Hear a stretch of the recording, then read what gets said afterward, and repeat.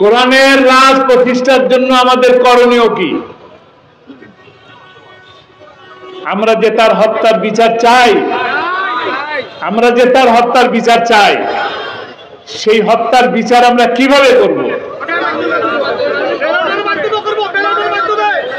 ভালো, আলহামদুলিল্লাহ দিনাজপুরের মানুষ খুব ভালো বোঝে, আমার তো বলার দরকারই নেই। কোরআনের রাজ প্রতিষ্ঠার জন্য আমাদের করণীয় একটা রাস্তা আছে।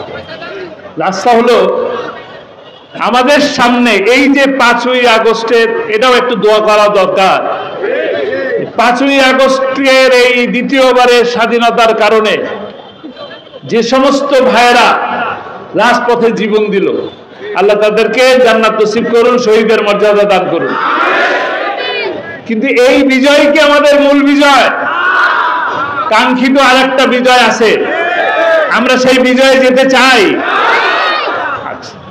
সেই বিজয়ের কাছে যদি যেতে চাই, তাহলে আমাদের কাজ হলো ইউনিয়ন পরিষদের নির্বাচন হবে, মেম্বারকে ভোট দিবেন, ইউনিয়ন চেয়ারম্যানকেও ভোট দিবেন।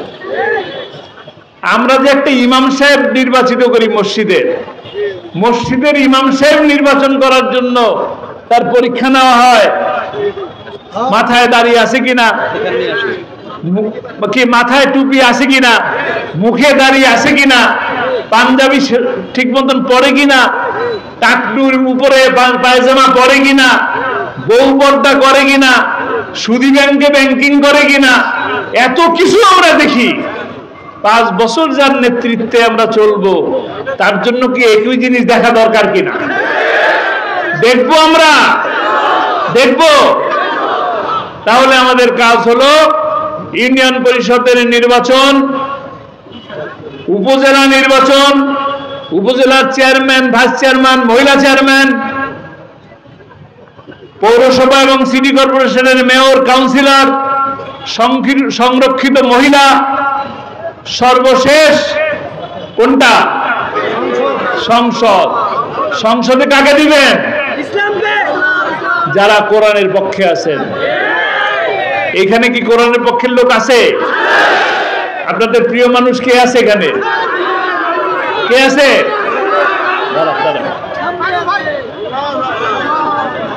আগামী পার্লামেন্টে কাকে ভোট দিবেন? কোরআনের পক্ষের লোককে ভোট দিবেন। যারা কোরআনের পক্ষে থাকে, দ্বীনের পক্ষে থাকে, তাদেরকে ভোট দিবেন ইনশাআল্লাহ। তবেই কোরআনের রাজ ইনশাআল্লাহ প্রতিষ্ঠা হবে।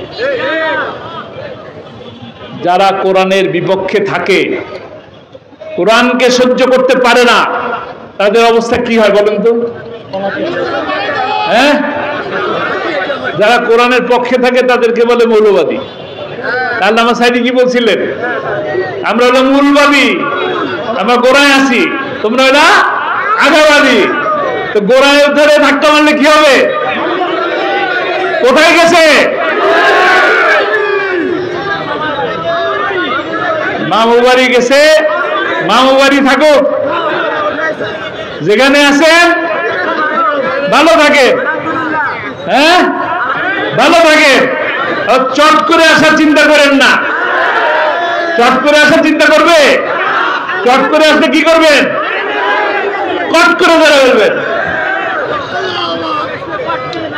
ইনশাআল্লাহ। আল্লামা সাইদি বলছিলেন না, এমন দিন আসবে কি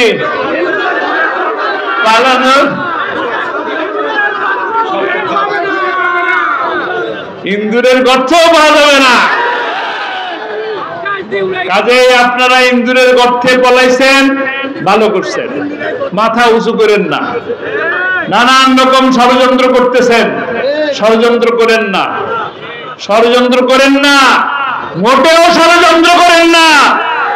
বাংলাদেশের ছাত্র জনতা কোনোভাবেই সহ্য করবে না, কোনোভাবেই কোরআনের বিরোধী কোন লোককে স্থান দেবে না।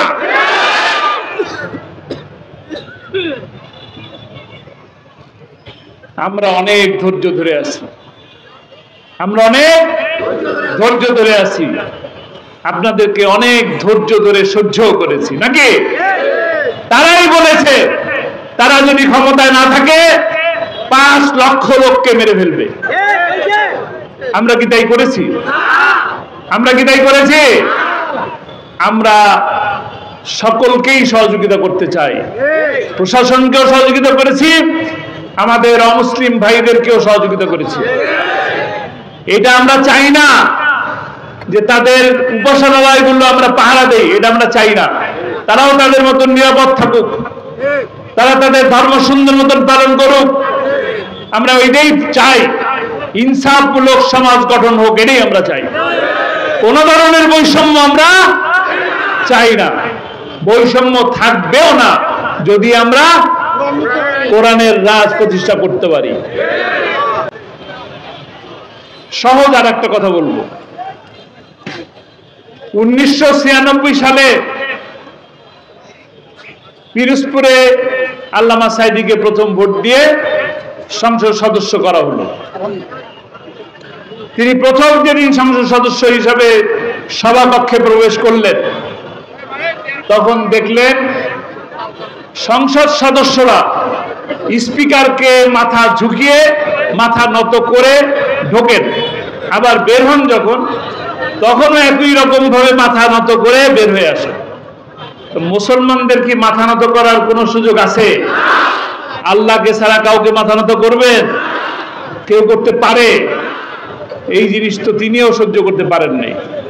তিনি সালাম দিয়ে ভিতরে ঢুকছিলেন, পরের দিন আইন দেখলেন, পরের দিন আইন দেখে আইন অনুযায়ী সংসদে কথা বললেন যে যদি মাথা নত করা হয় তাহলে শিরক হবে।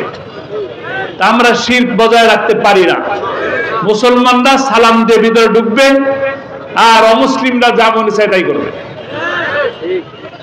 তো সংসদের পরবর্তী আইন কি হলো? মুসলমানরা এখনো পর্যন্ত যে সংসদ বিলুপ্ত হলো, এই সংসদে সালাম দিয়ে কি করতেন? প্রবেশ করতেন, বের হয়ে আসতেন। এই যে বিধান চালু হলো, এই বিধান চালু হওয়াতে কি সওয়াব হয়েছে? এই সওয়াবের ভাগীদার কি শুধু আল্লামা সাঈদী একা? পিরোজপুরে যে মানুষগুলো ভোট দিলেন, যারা সহযোগিতা করলেন, তারা কি এই সওয়াবের অংশ পাবেন? আপনারাও একইভাবে পাবেন কোরআনের পক্ষে থাকলে। কোরআনের পক্ষে থাকলে আপনি যদি, আমি যদি দুনিয়া থেকে চলেও যাই, তারপরে যদি এই কোরআনের আইন পৃথিবীতে থাকে আমার কারণে, আপনার কারণে, মৃত্যুর পরেও এই সওয়াব কি করবে? আপনার আমার আমলনামায় লিখিত হতে থাকবে।